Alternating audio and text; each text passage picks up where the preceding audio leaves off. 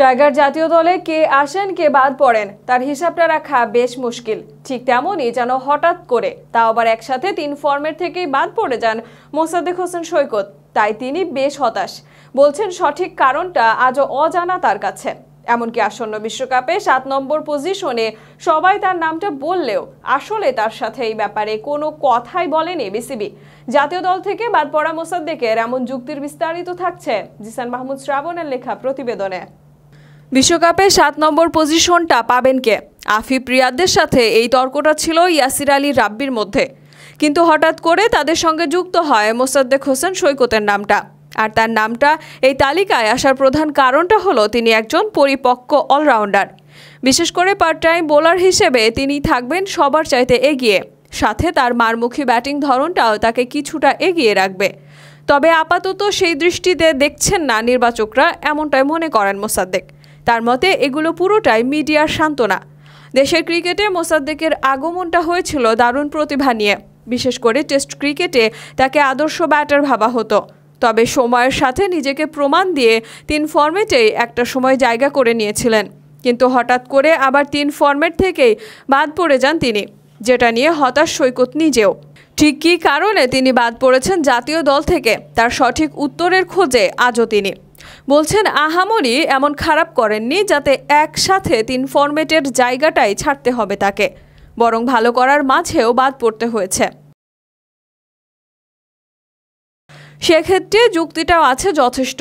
যদিও বলার মতো কোনো পারফর্ম করেননি, কিন্তু ব্যক্তিগত সবশেষ 5 ওয়ানডেতে 3 ম্যাচেই ব্যাট করার সুযোগ পাননি তিনি। যে 2টায় ব্যাট করেছেন সেখানে 1 ম্যাচে করেছেন 5 রান, অপরটায় 14 রান। তবে বল হাতে শেষ 3 ম্যাচে 3 উইকেট আছে তার নামের পাশে। মোসাদ্দেক সর্বশেষ আন্তর্জাতিক ক্রিকেট খেলেছেন গেল টি-20 বিশ্বকাপে। এরপর দেশের মাটিতে একাধিক সিরিজ হলেও কোচ ও নির্বাচকদের নজরের বাইরে ছিল তার নাম। এই নিয়ে তিনি অনলাইন নিউজ পোর্টাল অলরাউন্ডারকে দেওয়া এক সাক্ষাৎকারে বলেন, আসলে আমি এখনও জানি না ঠিক কী কারণে দল থেকে এভাবে বাদ পড়লাম। আমার মনে হয় আমার জাতীয় দলকে আরও অনেক কিছুই দেওয়ার আছে, যেখানে 30 ভাগও বোধ হয় দিতে পারেনি। এসবের বাইরে গিয়ে আসন্ন বিশ্বকাপের স্কোয়াডে নিজেকে দেখতে পারছেন কিনা এমন প্রশ্নের উত্তরেও ছিল হতাশা। বলছেন এগুলো সবই মিডিয়ার কথা, প্রকৃতপক্ষে তার সাথে কোনো কথাই হয়নি।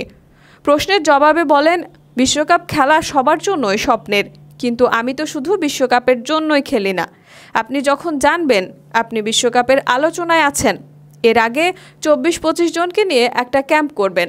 ওই ক্যাম্পে যদি আলোচনায় থাকা একজন খেলোয়াড় না থাকে, তবে স্বাভাবিকভাবেই তার মনে 2টা চিন্তা কাজ করে, থাকবো কি থাকবো না।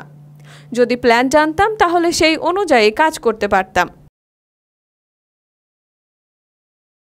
গত ডিপিএলে আবাহনী লিমিটেডের হয়ে শিরোপা জয়ের পেছনে দারুণ ভূমিকা রেখেছিলেন মোসাদ্দেক।